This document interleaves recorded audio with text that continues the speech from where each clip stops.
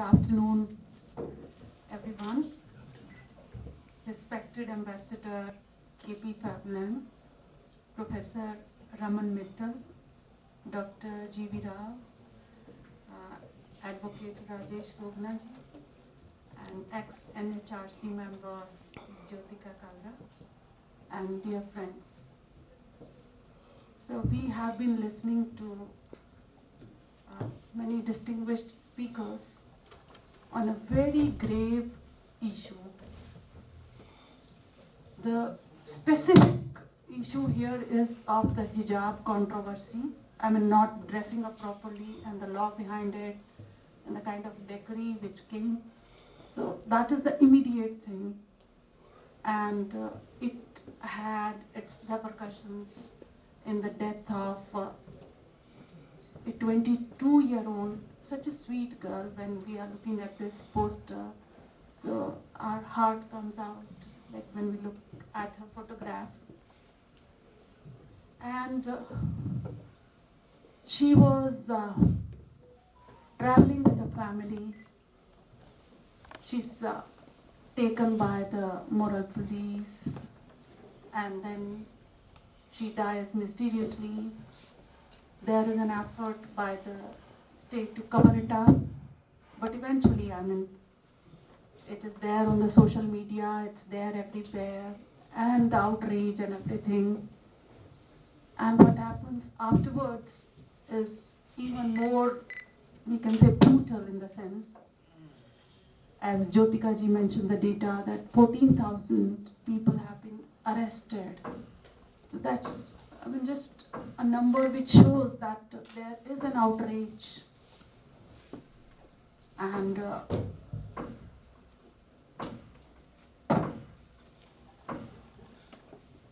so, after listening to Dr. G.V. Rao, you give a historical perspective to the entire scenario, what happened there, and linking it with the Marx and Hegel and all that. So you provided that kind of background. Sorry I was late, but I mean I could listen to yours. And Jyotika ji, the idea of Vasudha Kutumbakam, and the way you mentioned that we need to stand for human rights, I really appreciate that. Professor Mittal was too interesting with that interesting story and equally motivating and powerful poem. And Ambassador Sir, since you have served there and you have been a witness to that kind of change which happened when you said that revolution was in the making and how the society was changing, how the state was changing. And another point which you made is very, very interesting, that even before when the Universal Declaration came into existence, human rights did exist. And we, all of us, we come from a country where the idea of Vasudha Kutumbakam or Sarvhit Sukhay, so that idea talks of the welfare of each and everyone. So definitely, I mean, human values, human rights, they existed much before the UN came into existence. And sir, the point which you made, that those many states, those countries, which in fact designed everything, they are the ones who are violating human rights at a very large scale, at a very large level. I'm saying this because I teach in Delhi University, but also we have one organization which works on human rights, and we prepared one report on USA human rights. So how wars are created, how in a way, I mean, economies are manipulated, how constitutions even are discriminatory. So there is that level of hypocrisy in those countries, in those states, which talk of human rights the loudest. They will raise their fingers, but they will never see what happens in their backyard. So that is about those states. So coming back to what happened to this girl, Masa Amini, I want to see like what was the background and how this particular thing, I mean the dressing and all that, and controlling women, or controlling, as you said, sir, that in the name of even Islam, controlling people. So it has been a tool. And I would like to talk about this new hijab policy. What were the, it was in fact a 119-page document which had the policy and the rationale, and the title was Hijab and Chastity Project. So, and it was released by Headquarters for the Promotion of Virtue and Promotion of Vice.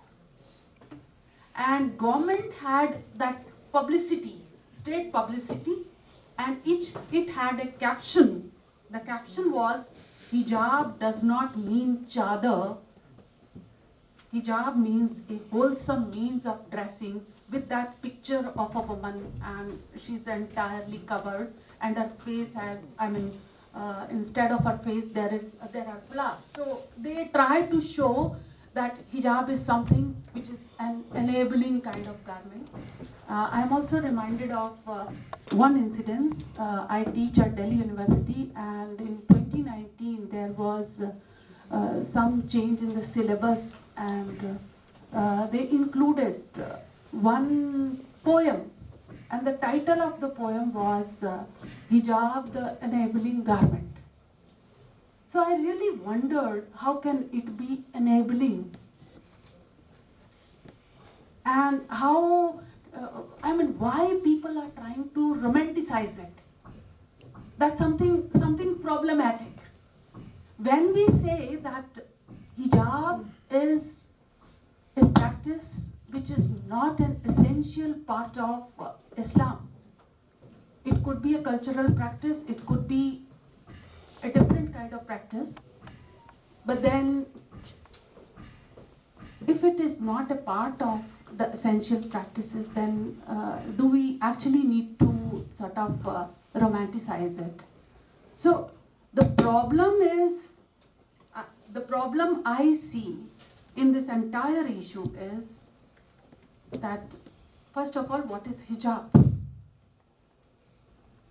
So is it just a scarf?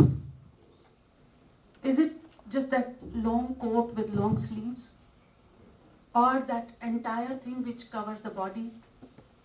Then another question about hijab, whether it's a personal religious choice or a tool of oppression and subjugation and control of women. So religious reformation is essential, as one of the speakers mentioned. It's the need of the hour. And the state also needs to change.